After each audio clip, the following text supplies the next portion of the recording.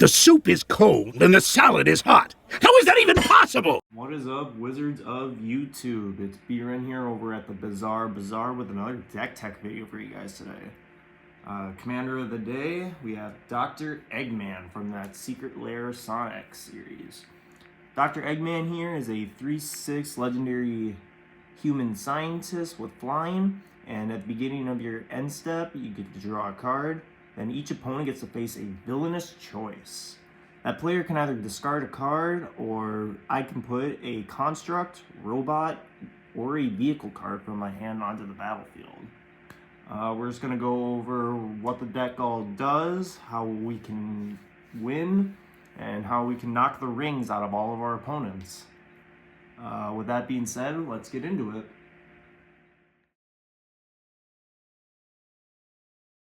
So as we all know, Dr. Eggman is the main villain of the Sonic the Hedgehog series.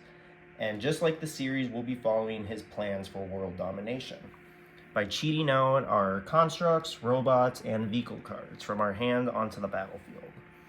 But as the main villain, we'll also have to play the long game. And I like to do that just by simply ramping and controlling the board as much as we can.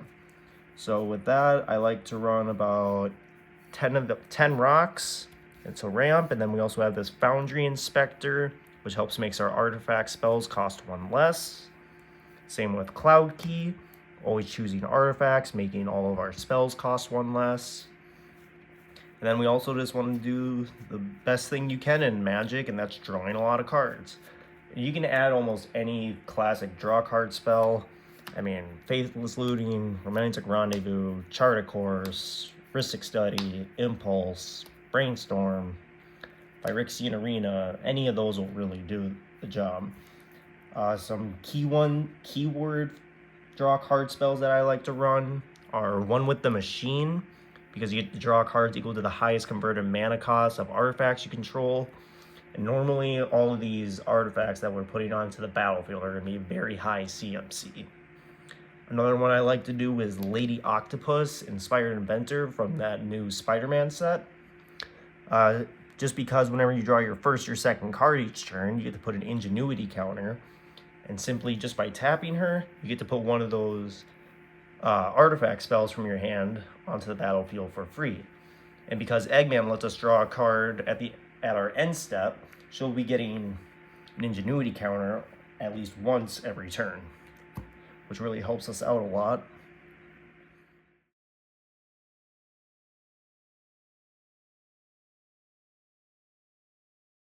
Let's go over how to get the most value out of the deck. And all of our value from this deck is going to come at our end step. The end step will begin, we draw a card. And then each of your opponents will face that villainous choice. Most of the time, your opponents are going to want to discard a card. So let's get the most value by them discarding a card. I like to run Waste Not, because whenever they discard a creature card, you make a 2/2 zombie. If they discard a land, you get to float 2 black mana. And then whenever they discard a non-creature or non-land, you get to draw a card. I also like to run Geth's Grimoire, because whenever they discard that card, you get to draw a card. And then another kind of cool thing is with the villainous choice. It's a very uncommon mechanic in Magic. So I found Ensnared by the Mara, which gives us essentially an Atali Primal Conqueror trigger, or they can exile the top 4 cards of their library and it deals damage to them equal to the total CMC of all those spells. Another one is the Veil Yard. If an opponent would face a villainous choice, they face that choice an additional time. You are not going to see the Veil Yard in a lot of Magic the Gathering decks, so I find it really cool that they printed out this card. And now let's just go over what Dr. Eggman's robot army is going to be looking like. And that's simply just constructs, robots, and vehicles. So for vehicle spells, we have the Reaver Titan, Nautiloid Ship, RMS Titanic, the Lunar Whale, Mech Titan Core, Jackdaw, and Mobilizer Mech. These are the few vehicles that I like to run because vehicles are somewhat difficult to get out because they all have a crew mechanic. And now we'll go over his constructs. Instead of the little egg pawns that Dr. Eggman normally uses in his series to get smashed up by Sonic the Hedgehog, we're going to use Magic the Gathering's big, expensive, scary constructs. And to start that off is just going to be the Gear Hulks. So we got Combustible Gear Hulk, Noxious Gear Hulk, Coal Stoke Gear Hulk, and Oil Deep Gear Hulk.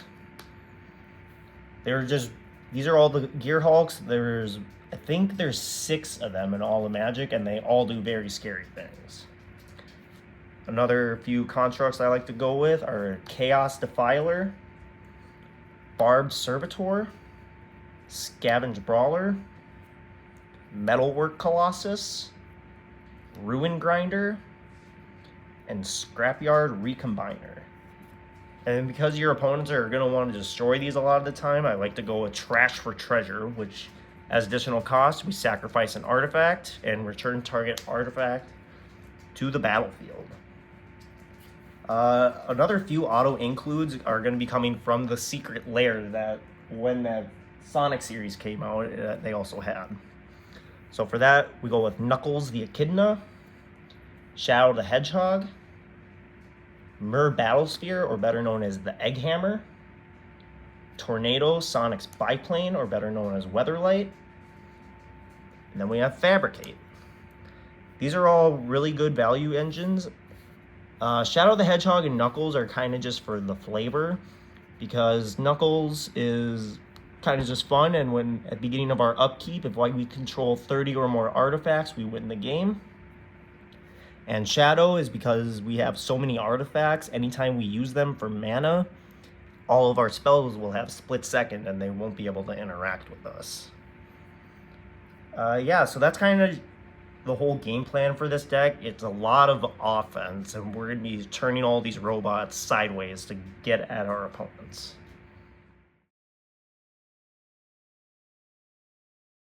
As you guys have all saw, the deck is heavily artifact based. And I'm going to go over what other artifact-based cards I like to run just to help us get a little bit extra value. If you guys have any other suggestions for me, you can just leave a comment in the video.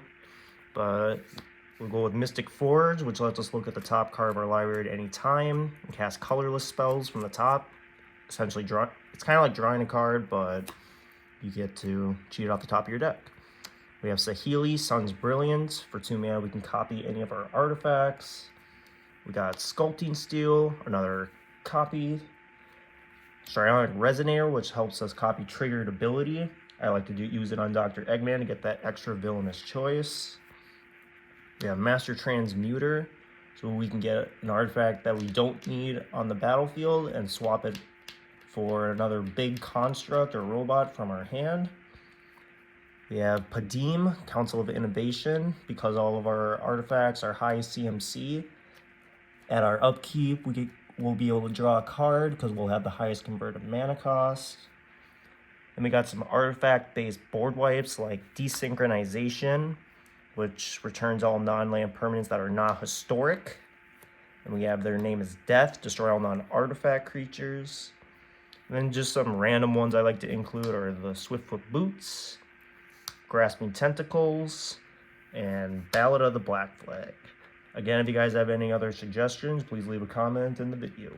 Huh? Have no fear, Eggman's here! How did you pass security?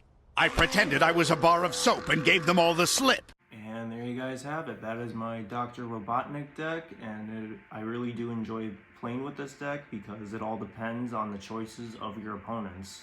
They can either discard cards or they can be responsible for the robot army you'll be producing. I try to follow the lore to a T, and except this time we won't be thwarted by our opponents or those blasted hedgehogs. Be sure to like and subscribe, and I will see you all in the next video.